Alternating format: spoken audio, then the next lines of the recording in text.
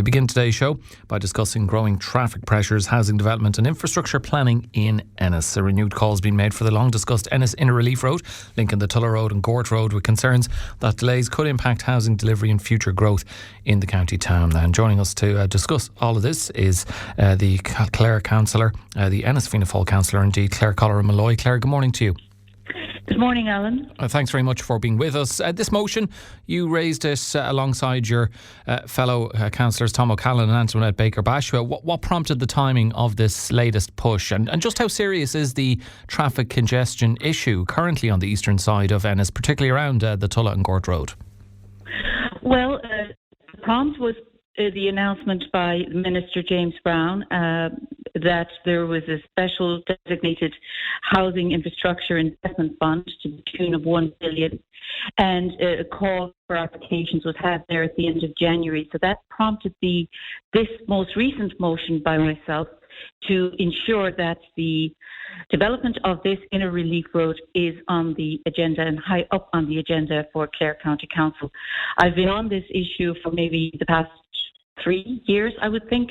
It was initiated as a result of an approach from the developers and the owners of lands that are zoned for residential development up there in the Oakley Wood area and behind. And of course, the current developer owner of Our Lady's site is also interested in getting some progress on this. Your second question, Alan, pertains to congestion. And anybody that comes into Ennis, visits Ennis, gets off at the Tulla Road exit of the motorway, it is a very busy area in Rosslevin, and it is envisaged that it will be even busier because we have zoned lands out in that direction of Ennis for further residential development, even potentially more community development for future schools, etc. So it's a no-brainer that we have a connecting road that would alleviate traffic coming in through Ennis on either the Lifford Road or the new road, that they can just avoid that entirely. It would improve connections all around and definitely ease the congestion. It would also do good things in terms of linking communities and fostering more sustainable growth. Anybody that's been in Ennis recently or travels the Tulla Road, you can see what's happening there to try to encourage people to maybe not take the car if they can walk or take a bike. And of course, we're going to have the bus service, hopefully up and running finally by the end of the year, so we're now being told. So there's a lot of pluses in getting this Inner Relief Road prioritised and delivered. So, Ellen, in advance of this meeting, this interview with you, I was travelling back from Brussels last night and I have an event here at the council this morning, but I still wanted to ensure that I responded to your call to address the Minister's response to the motion. And in the Minister's response, he acknowledges that applications have been made by Clare County Council to the first call from this $1 billion fund. And I spoke with the director in advance of the interview responsible, and he indicates, yes, the council did make application for three projects in County Clare. And the director reminded me that the Inner Relief Road in Ennis could not qualify under the first call because it wasn't owned by the council.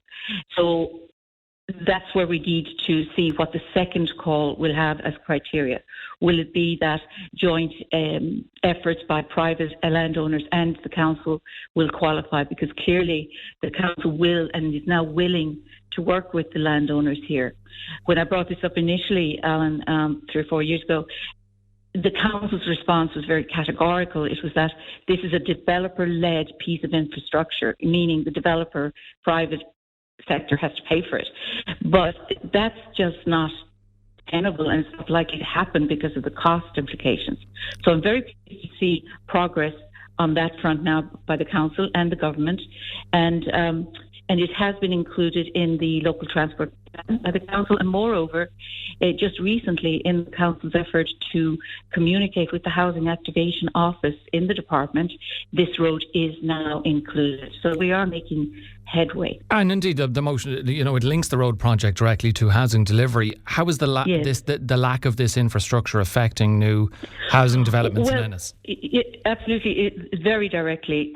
In the motion, I attached 2 letters that with the consent of the developers, one from Finn Property Limited, the other from Walsh and Sheehan, and they both clearly indicate that it is impeding their delivery of housing. For instance, in the Finn Property letter, they're saying, and I'm reading from the letter right now, the proposed link road cuts off access to approximately 7.5 hectares of zoned residential lands, which would have the potential to accommodate circa 260 houses based on the metric of 35 units to the hectare as set out in the County Clare Development Plan.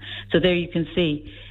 Yeah, it sounds clear like builders are effectively telling the council that housing growth in Ennis is being held back because the road network can't cope. That's exactly what they're telling. And it's not just about the road network either, it's about the cost of the delivery of this road.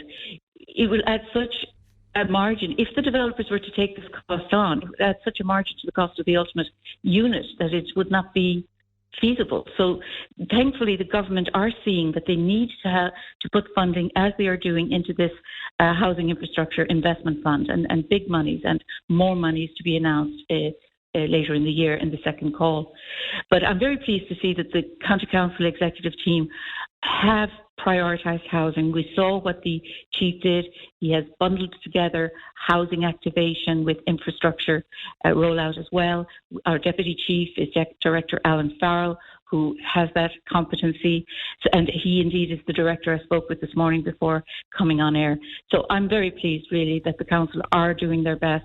It's all about working now together with the private landowners to deliver this project in a feasible manner. You mentioned the response from the Minister for Housing, James Brown. In it, he did confirm the council hadn't submitted an application for the Inner Relief Road under the current Housing Infrastructure Investment Fund call. Was that a surprise to you or a disappointment? Well, the council have to work with the criterion that are presented to them. So in the first call, the lands that could be applied for, or that application could be met on, had to be council lands. So that was made very clear to me by the director. In the case of this Inner Relief Road, there are a number of landowners. You have complications with the railway. So you've Inroad Éireann involved, you've infrastructural obstacles. You also have environmental considerations that have to be taken into account. You have a county council, yes, it owns some of the lands, but you have then other private owners, such as I've mentioned, those two developers, and others.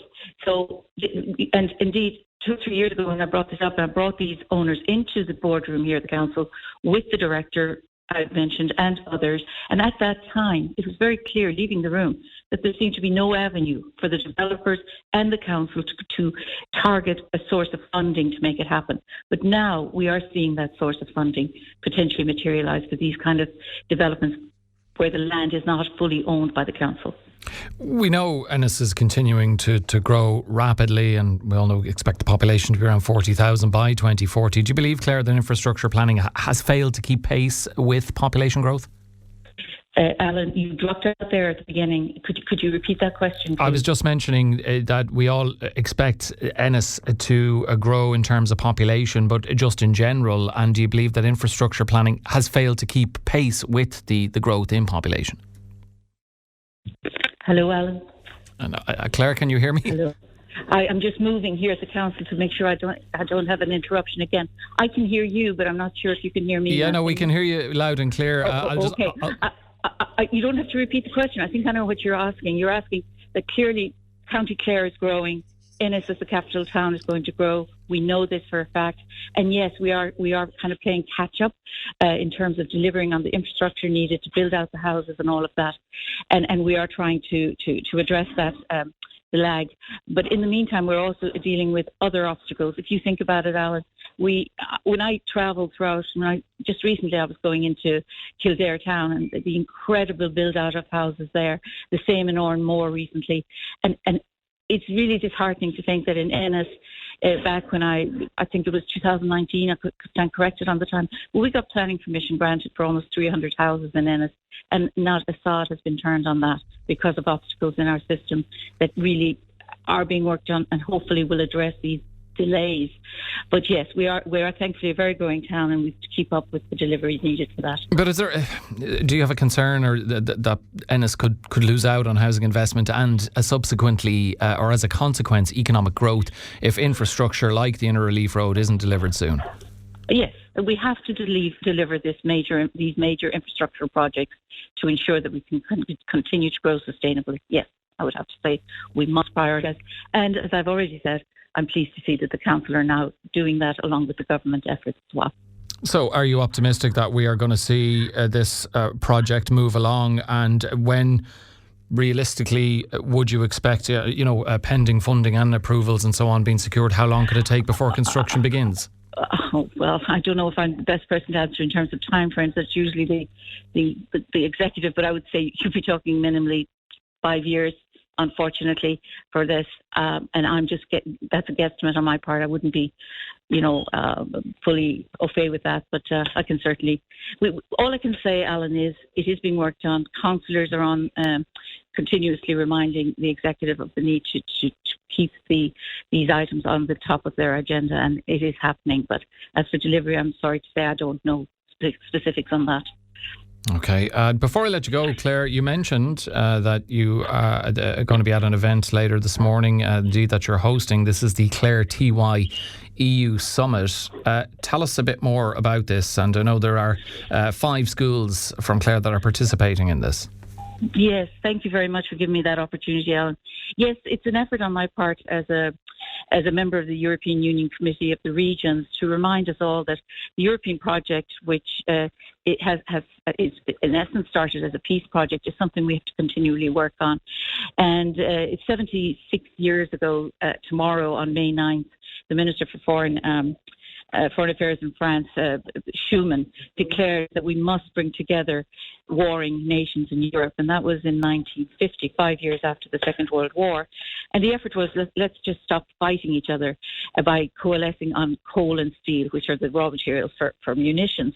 So that was the beginning of the European Union project. And so what I'm trying to do today is ensure that young people, TY students, realise the importance of the European Union. So yes, there are schools representing Shannon, Tulla and Ennis here, and it's a great standard of presentation. They're going to be speaking on not only Europe as a peace project, they're going to be talking about the challenges that Europe faces, the opportunities and benefits that it's given to Ireland, and they're going to be talking about the benefits to the citizens, including young people. So it's a competition.